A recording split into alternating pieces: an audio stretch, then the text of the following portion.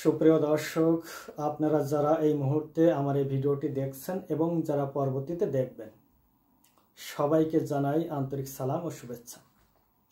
আশা করি যে যেখানেই আছেন সবাই সুস্থ আছেন, শান্তিতে আছেন, নিরাপদে আছেন। আমি মোহাম্মদ জয়নাল আবেদিন আবারও আপনাদের সামনে উপস্থিত হয়েছি খুবই গুরুত্বপূর্ণ একটি বিষয়ে আলোচনা করার জন্য। আপনারা হয়তো পত্রপত্রিকা দেখেছেন, মধ্যপ্রাচ্যের একটি দেশ মিশর সম্প্রতি তার প্রতিরক্ষা নীতিতে একটি বড়সড় পরিবর্তন নিয়ে এসেছে। মিশর এতদিন ধরে তার প্রয়োজনীয় প্রতিরক্ষা সরঞ্জাম মূলত পশ্চিমা বিশ্ব থেকে সংগ্রহ করে আসছিল, কিন্তু সম্প্রতি চীনের দ্বারস্থ হয়েছে। চীনের কাছ থেকে HQ-9B নামক একটি আকাশ প্রতিরক্ষা ব্যবস্থা ক্রয় করেছে। মিশর কেন হঠাৎ করে তার প্রতিরক্ষা নীতিতে পরিবর্তন আনলো এবং মধ্যপ্রাচ্যের ফলাফল কি হতে পারে? চলুন শুরু করা যাক। মিশর এতদিন ধরে মূলত মার্কিন যুক্তরাষ্ট্র, ফ্রান্স এবং রাশিয়ার কাছ থেকে তার প্রতিরক্ষা সরঞ্জাম ক্রয় করে আসছিল, কিন্তু এই রাষ্ট্রগুলো মিশরের কাছে যখন কোনো অস্ত্র বিক্রি করে তখন তারা নানা বিধিনিষেধ আরোপ করে। একটি অস্ত্র বিক্রির সময় তারা শর্ত জুড়ে দেয় যে এই অস্ত্রটি তুমি এই দেশের বিরুদ্ধে ব্যবহার করতে পারবে না, এই অস্ত্রটি তুমি এই গোষ্ঠীর বিরুদ্ধে ব্যবহার করতে পারবে না। যদি কোটি কোটি টাকা খরচ করে অস্ত্র ক্রয় করে একটি রাষ্ট্র তার সংকটকালীন সময়ে জাতীয় স্বার্থ রক্ষার্থে ব্যবহার না করতে পারে, তাহলে সেই অস্ত্র কিনে হাঙ্গারে ফেলে রাখার তো কোনো যুক্তি থাকে না। অন্য যে কারণটি হলো তা হলো, পশ্চিমা বিশ্ব মিশরকে যখন কোনো অস্ত্র দেয়, মিশরের কাছে যখন কোনো অস্ত্র বিক্রি করে, তখন লেটেস্ট ভার্সন দেয় না। উদাহরণ হিসেবে মিশরের কাছে যে F-16 বিক্রি করা হয়েছে তার ক্ষেপণাস্ত্রের পাল্লা হচ্ছে মাত্র 70 কিলোমিটার, কিন্তু ইসরায়েলকে যে F-16 দেওয়া হয়েছে তার ক্ষেপণাস্ত্রের পাল্লা হচ্ছে 170 কিলোমিটার। এবার আপনারা চিন্তা করুন, যদি কখনো মিশরের সাথে ইসরায়েলের যুদ্ধ বাধে, হয়তো এখন দুই রাষ্ট্রের মধ্যে সম্পর্ক ভালো আছে, কিন্তু যে কোনো সময়ে যে কোনো রাষ্ট্র শত্রুতে পরিণত হতে পারে। যুদ্ধ শুরু হলে ইসরায়েলের বিমান বাহিনী মিশরের বিমান বাহিনীকে 170 কিলোমিটার দূর থেকে লক্ষ্যবস্তুতে পরিণত করতে সক্ষম হবে, কিন্তু ইসরায়েলের কাছে আরও অত্যাধুনিক সমরাস্ত্র রয়েছে, বিশেষ করে F-35 রয়েছে। অন্য আরেকটি কারণ হলো, পশ্চিমা বিশ্বের মধ্যপ্রাচ্যের যে নীতি তা হলো মধ্যপ্রাচ্যে ইসরায়েলের আধিপত্যকে ধরে রাখা, এমন কোনো পদক্ষেপ, এমন কোনো পলিসি না নেওয়া যাতে মধ্যপ্রাচ্যে ইসরায়েলের আধিপত্য ক্ষুণ্ণ হয়, খর্ব হয়। সে কারণে মধ্যপ্রাচ্যের কোনো রাষ্ট্রের কাছে যখন তারা অস্ত্র বিক্রি করে তারা সেভাবেই শর্ত আরোপ করে, যেটা মিশর অনেক পরে হলেও বুঝতে পেরেছে।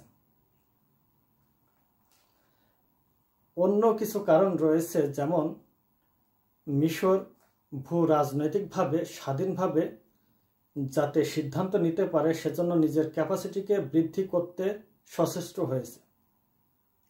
অর্থাৎ মিশর তার সামরিক সক্ষমতাকে এমনভাবে বৃদ্ধি করতে চাচ্ছে যাতে যে কোনো মুহূর্তে, যে কোনো সংকটকালীন সময়ে সে নিজেই সিদ্ধান্ত নিতে পারে। যে কারণে এমন রাষ্ট্রের কাছ থেকে সে অস্ত্র সংগ্রহ করতে চাচ্ছে যে রাষ্ট্র কোনো বিধিনিষেধ আরোপ করবে না। বিশেষ করে ইসরায়েলের গাজা, দক্ষিণ লেবানন, সিরিয়া, ইরাক এবং ইরানে যে ধরনের আগ্রাসী ভূমিকা পালন করছে, যে কোনো সময়ে যে কোনো জায়গায় যেভাবে হামলা করছে, এতে করে মিশর কিন্তু নিজেকে অরক্ষিত মনে করছে। সুতরাং মিশর তার সামরিক সক্ষমতাকে বৃদ্ধির চেষ্টা করছে, যেটা পশ্চিমা বিশ্ব থেকে করা সম্ভব নয়, সংগ্রহ করা সম্ভব নয়। সে ধরনের অস্ত্র তারা দেবেও না। অন্য যে কারণ তা হলো বিগত কয়েক বছর ধরে লিবিয়া, ইরাক এবং সিরিয়াতে তুরস্কের যে সামরিক তৎপরতা, এই দেশগুলোতে তুরস্ক এক ধরনের আধিপত্য বিস্তার করতে সক্ষম হয়েছে এবং মিশর কিন্তু তুরস্ককে তার প্রতিদ্বন্দ্বী মনে করে, যে কারণে মিশর তুরস্কের এগেনস্টে নিজেকে শক্তিশালী হিসেবে তৈরি করতে সচেষ্ট হয়েছে। তাছাড়া মিশরের অন্যান্য যে প্রতিবেশী রয়েছে তাদের সাথেও মিশরের সমস্যা রয়েছে। সম্প্রতি এবছরেরই এপ্রিল-মে মাসে চীনের সাথে মিশর একটি যৌথ সামরিক মহড়া পরিচালনা করেছে, সিভিলাইজেশন ইগল 2025 নামে। যে কারণে ওই মহড়ার পর থেকে চীনের সাথে মিশরের একটি ঘনিষ্ঠতা তৈরি হয়েছে। অন্যদিকে চীনের ক্ষেত্রে যে সুবিধা রয়েছে তা হলো চীন কিন্তু পশ্চিমা বিশ্বের মতো কোনো বিধিনিষেধ, কোনো শর্ত আরোপ করে না। চীন যখন কোনো রাষ্ট্রের কাছে অস্ত্র বিক্রি করে তখন বিনা শর্তেই বিক্রি করে, যে কারণে মিশর চীনের মুখাপেক্ষী হয়েছে। চীন মধ্যপ্রাচ্যে মার্কিন যে আধিপত্য রয়েছে সেটাকে খর্ব করতে চায় এবং মধ্যপ্রাচ্যে নিজের আধিপত্য বৃদ্ধি করতে চায়, যে কারণে মিশরের এই পদক্ষেপকে লুফে নিয়েছে এবং মিশরের কাছে আকাশ প্রতিরক্ষা ব্যবস্থা বিক্রি করেছে।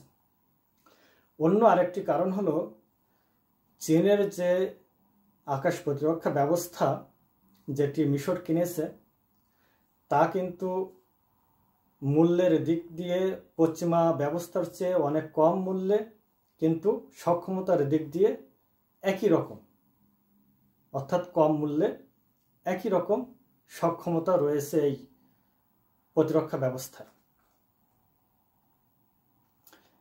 এই যে HQ-9B এর বৈশিষ্ট্য কি, চলুন জেনে নেওয়া যাক। এটি মূলত surface two air missile system. এর সক্ষমতা হচ্ছে 120 থেকে 300 কিলোমিটার এবং 50 কিলোমিটার উচ্চতায় সে আঘাত হানতে সক্ষম। এটি ড্রোন, বিমান এবং ক্রুজ মিসাইল ভূপাতিত করতে সক্ষম। এটি মোবাইল ডিজাইনের হওয়ার কারণে যে কোনো সময়ে অবস্থান পরিবর্তন করতে পারে এবং প্রতিটি লঞ্চারে অন্তত 8টি ক্ষেপণাস্ত্র বহন করতে পারে। HQ-9B-কে রাশিয়ার S-400 এবং মার্কিন যুক্তরাষ্ট্রের প্যাট্রিয়ট PAC এর সমকক্ষ হিসাবে ধারণা করা হয়। এখন এই যে মিশর যে তার প্রতিরক্ষা নীতিতে পরিবর্তন আনলো এবং পশ্চিমা বিশ্ব থেকে মুখ ফিরিয়ে নিয়ে চীনের মুখাপেক্ষী হলো, চীন থেকে আকাশ প্রতিরক্ষা ব্যবস্থা ক্রয় করলো, এর ফলাফল কি হতে পারে? কয়েকটি ফলাফল আমরা হয়তোবা লক্ষ্য করতে পারি। তার মধ্যে একটি হলো ইসরায়েলকে চ্যালেঞ্জ জানাতে পারে, অর্থাৎ ইসরায়েলের যে একক আধিপত্য রয়েছে মধ্যপ্রাচ্যে এটা খর্ব হতে পারে এবং মিশর আরও বেশি চীনের সাথে ঘনিষ্ঠ হয়ে অত্যাধুনিক অস্ত্র নিয়ে ইসরায়েলের যে আধিপত্য, যে একক কর্তৃত্ব রয়েছে সেটাকে চ্যালেঞ্জ জানাতে পারে এবং মধ্যপ্রাচ্যে চীনের প্রভাব দিন দিন বৃদ্ধি পেতে পারে। সর্বশেষ ওই অঞ্চলে একটি অস্ত্র প্রতিযোগিতা শুরু হতে পারে। মিশর যখন অত্যাধুনিক আকাশ প্রতিরক্ষা ব্যবস্থা ক্রয় করছে তখন তার প্রতিবেশী যারা রয়েছে তারাও কিন্তু চাইবে তাদের প্রতিরক্ষা ব্যবস্থাকে জোরদার করতে। প্রিয় দর্শক, মিশরের হঠাৎ করে এই যে প্রতিরক্ষা নীতিতে পরিবর্তন নিয়ে আসার যে কারণগুলো আমরা বললাম এবং যে ফলাফলের কথা আমরা বললাম, আপনার কাছে কি যৌক্তিক মনে হয়? আপনি কি মনে করেন? আপনি আপনার মূল্যবান মতামত জানাতে ভুলবেন না। আবারও দেখা হবে অন্য কোনো ইস্যুতে, অন্য কোনো সময়ে। সে পর্যন্ত সবাই ভালো থাকুন, সুস্থ থাকুন, নিরাপদে থাকুন। আল্লাহ হাফেজ।